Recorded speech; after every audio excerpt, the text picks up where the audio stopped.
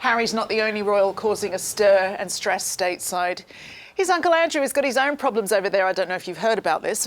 Overnight, his legal team released his response to claims made against him by Virginia Roberts in her civil claim against him for sexual abuse when she was 17. Now, of course, he has consistently denied the claims and last night called for a trial by jury. Let's get the views of Rebecca English on this. Rebecca, this team have come out fighting again. What can you tell us? Yeah, you might be able to tell from the bags under my eyes. It was an all-nighter for me as well last night.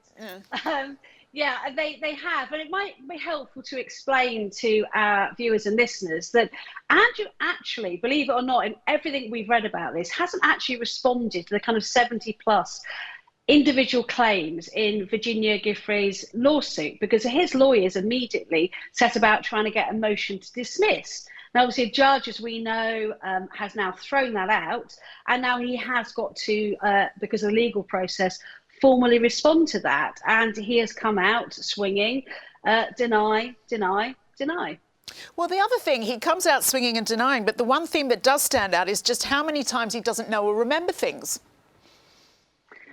Yeah, absolutely. I mean, it gobsmacked me too. In fact, I counted last night. He denied things 41 times, and there were 40 mentions of insufficient evidence to allow him to either admit or deny things, and including really quite remarkable things, like he denies that Ghislaine Maxwell was a close friend of his, and yet we've seen so many photographs of them together at social events over the years, and indeed her and Jeffrey Epstein were guests of him at a number of royal residences. And I look, I'll be honest, I wish I could tell you I understood what his legal strategy is, but my answer is I'm as clueless as the next person.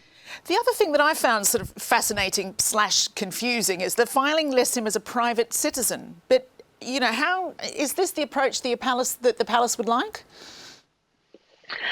Well, of course, as we know and as we discussed at length on this programme, there was the kind of very swift and ruthless action after he had his motion to dismiss denied by the royal family, led by the Queen, in cutting him completely adrift. So, yes, obviously they do want him to approach this case as a private citizen. But equally, if he intends, as he says he is, to seek a trial by jury, or at least to have that option open to him while looking at other avenues to try and get the case thrown out, it's going to be a very long and painful year for him. And as we said in today's Daily Mail, I think there are quite a few people who would just prefer him to settle without admitting any liability and just have this over and done with. And just when he thought it might not get any worse, you wrote at the weekend that he could lose his police protection.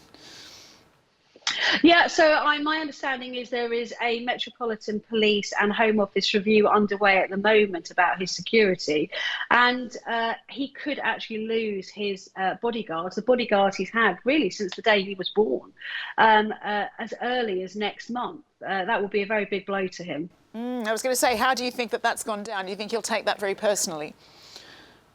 Well, he's definitely not going to like it, because don't forget when it was deemed that Beatrice and Eugenie were going to have to lose their security because they were going to be private citizens, and there was a lot of complaints from the public about their kind of globe-trotting. He fought that tooth and nail up to the last minute, and in fact now pays for their private security when they need it himself. So it looks like he's now going to have to dip into his pocket yet again and pay for that himself. Thank you very much, Rebecca. Let's bring our panel back in now. Kate, on the face of it, Andrew looks determined to clear his name.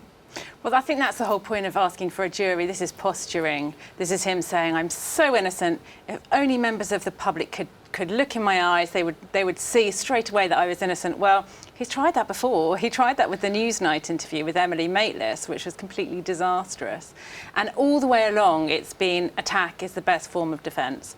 In the Newsnight interview, he didn't once show any remorse or any sympathy towards the victims who were, at that point, proven victims of Jeffrey Epstein. Well, now, more again, you know, he's attacked time and again Virginia Giuffre, and this seems to be the only way he's going, and it could be catastrophe, you know, for him and for the royal family, because there'll be that backblast of, you know, reputational damage. And Richard, obviously, it's the biggest news story of today, headlines everywhere. Do you think that that's what his legal team were expecting? How do you think that they would be feeling about that today?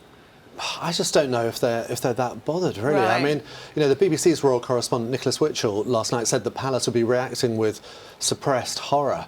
And I think he's absolutely right. But, you know, Andrew's always maintained he's innocent. And here he is. He's saying, yeah, come on, you know, we'll have a trial by jury and I'll be cleared. I mean, the problem is that might be great for him. He might think he will be cleared. But that means this is going to continue throughout this year. You know, all the British papers today, it's on the front pages. Can you imagine when we've got, you know, Platinum Jubilee events having this throughout the year? It's just horrendous. We can't have it. I mean, it's not just the public and media commentators who've been baffled by Andrew's strategy, is it? It's the palace as well, but it doesn't seem to be changing at all. Yeah, absolutely. People inside the palace have been saying to me it's a kind of head-in-hand situation. Right at the beginning, there was a deafening silence from Andrew and his legal team. There's a lot of pressure from inside the palace that he ought to say something, at least to deny the charges brought against him. He's consistently denied it, but at that point, he was being very quiet. Now we've got a situation where if it goes to a trial by jury, it's going to be disastrous. But the palace are just, you know, he's out of control. There's nothing they can do. And I think the Queen's absolutely right to have made that swift decision to say, OK, you stand as a private citizen, not as an HRH.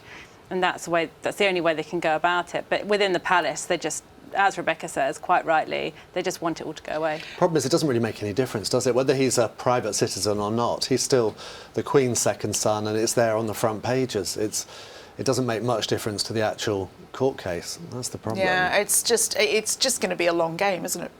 So, It's just And a painful one. Yeah, but Rebecca mentioned there, Kate, that Andrew could lose his police protection.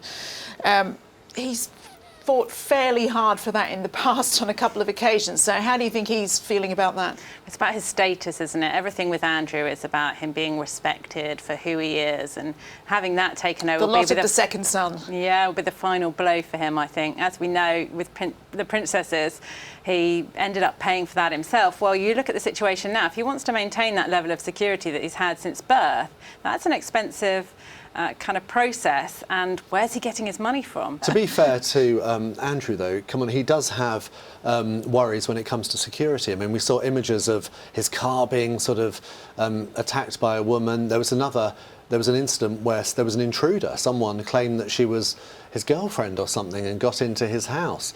And, you know, Royal Lodge is very close to Windsor Castle. It's in Windsor Great Park. So, you know, there certainly are security concerns for him. That's all we have time for on our YouTube version of the show. For more royal news, views and videos, head over to Mail Plus. The link is on your screen now. See you there.